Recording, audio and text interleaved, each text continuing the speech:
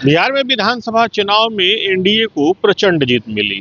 Bharatiya Janata party ने भी अभी तक का अपने सबसे बेहतरीन प्रदर्शन किया। सरकार बनी और प्रदेश अध्यक्ष दिलीप जायसवाल मंत्री भी बनाए गए। अब सुगबुगाहट इस बात की है कि क्या भारतीय जनता पार्टी बिहार में नए प्रदेश अध्यक्ष की नियुक्ति करेगी। सुगबुगाहट जोरों पर है। सबसे बड़ी बात यह है कि कुछ नाम भी भारतीय जनता पार्टी के ऑफिस के गलियारों में तैर रहे हैं। हर नाम के पीछे अलग अलग तर्क और अलग अलग दावे हैं। बीजेपी सूत्रों की माने तो प्रदेश अध्यक्ष की दौड़ में जो नाम है उनमें जनक राम, जनार्दन सिंह सिग्रीवाल, मिथिलेश तिवारी, संजीव चौरसिया, नीतीश मिश्रा और संजय सरावगी जैसे नाम शामिल है। ये सभी भाजपा के सीनियर लीडर हैं। इनमें से कुछ अगड़े हैं तो कुछ पिछड़ी जाति से ताल्लुक रखते हैं। अब सवाल ये उठता है कि आखिर प्रदेश बीजेपी की कमान किसे मिलेगी। इस संबंध में भारतीय जनता पार्टी की तरफ से किसी का नाम नहीं लिया गया, लेकिन ये जरूर कहा गया कि भाजपा एक समर्पित पार्टी है और हर चीज का ख्याल रखती है। नए प्रदेश अध्यक्ष के बारे में बीजेपी का क्या कहना है, सबसे पहले आप उनके प्रवक्ता के बयान को उनके शब्दों में ही सुनिए। भारतीय जनता पार्टी एक सशक्त संगठन है और यहाँ पद नहीं, कार्य संस्कृति और संगठन शक्ति सर्वोपरि होती है।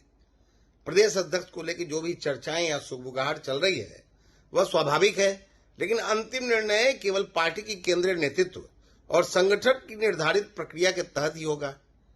हम सबका लक्ष्य एक ही है, बिहार में संगठन को और मजबूत बनाना और बिहार के विकास के रफ्तार को और तेज करना। पार्टी नेतृत्व जो भी निर्णय करेगा वह संगठन के विस्तार, कार्यकर्ताओं की ऊर्जा और बिहार भाजपा के भविष्य के हित में होगा।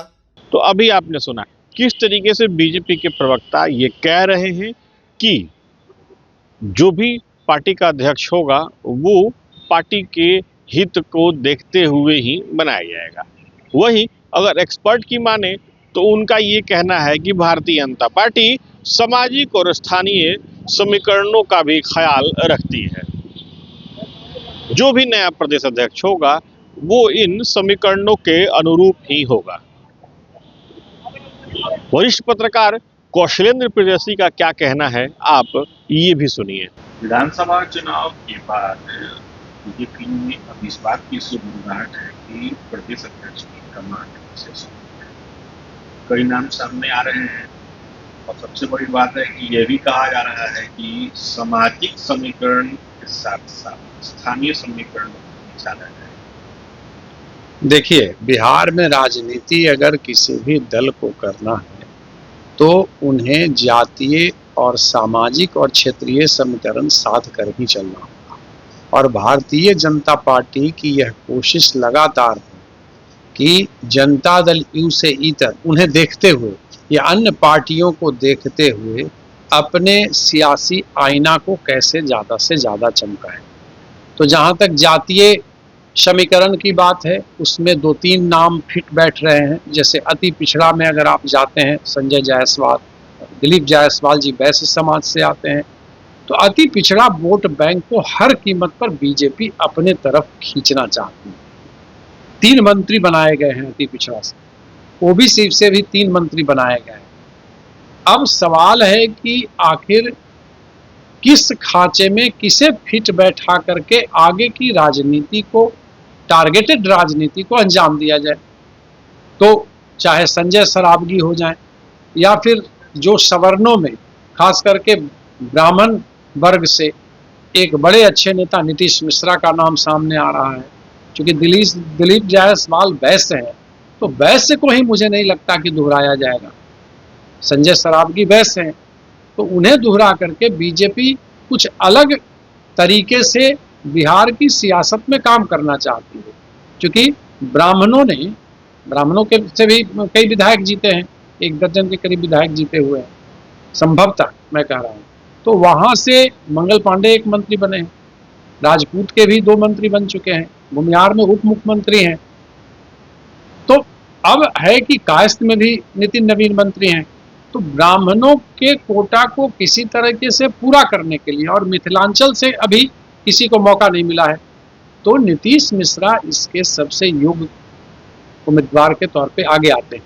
नाम इनका भी चल रहा है, मिथिलेश, क्या नाम है उनका, संभवतः तिवारी का।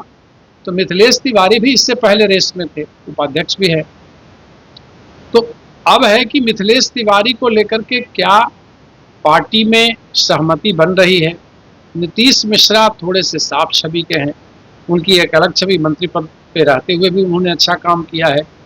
नीतीश कुमार की पार्टी में भी थे, उस दौरान भी उन्होंने अच्छा काम किया। तो एक नाम जो सबसे ज़्यादा रेस में है वो नीतीश मिश्रा का है। संजय सरावगी भी रेस में है, और बीजेपी तो कई दफ़ा चौंकाने वाली काम करती है, तो किसी अति पिछड़ा पर दांव खेल करके ऐसे SC/ST कोटे से भी वो किसी को आगे ला सकती है, लेकिन फिलहाल वैसा कोई नाम नहीं दिख रहा है। तो चाहे तो सवर्ण से, ब्राह्मणों से कोई आ जाए, या फिर इधर अति पिछड़ा से किसी को ला करके वहाँ जातीय और सामाजिक और क्षेत्रीय समीकरण साधने की कोशिश की। तो अभी आपने सुना किस तरीके से एक देश की सबसे बड़ी पार्टी के प्रदेश अध्यक्ष को लेकर के समीकरणों के दावे कहे जा रहे हैं। दरअसल जनक राम के बारे में ये कहा जा रहा है कि जनक राम ने अपनी राजनीति की शुरुआत भाजपा से नहीं की थी। वो 2012-13 में बीजेपी में आए, उसके पहले वो बहुजन समाज पार्टी में थे। वहीं मिथिलेश तिवारी के बारे में भी कुछ अलग बातें कही जा रही हैं। दरअसल दो नाम जो सबसे ऊपर चल रहे हैं उनमें नीतीश मिश्रा और संजय सरावगी का नाम शामिल है। ये दोनों ही पूर्व की सरकार में मंत्री रह चुके हैं। दोनों की ही गिनती सीनियर लीडर में होती है। एक तर्क ये भी दिया जा रहा है कि वर्तमान सरकार में मिथिलांचल से अभी भारतीय जनता पार्टी की तरफ से किसी कद्दावर नेता को शामिल नहीं किया गया है।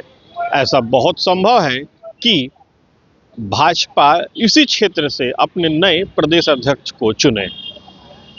बहरहाल भारतीय जनता पार्टी अप्रत्याशित निर्णय लेने के लिए जानी जाती है। ऐसे में अगर इन सब नाम के अलावा कोई तीसरा नाम प्रदेश अध्यक्ष के लिए सामने आ जाए तो कोई अतिशयोक्ति नहीं होगी। Sujit Kumar, TV9 digital, Patna.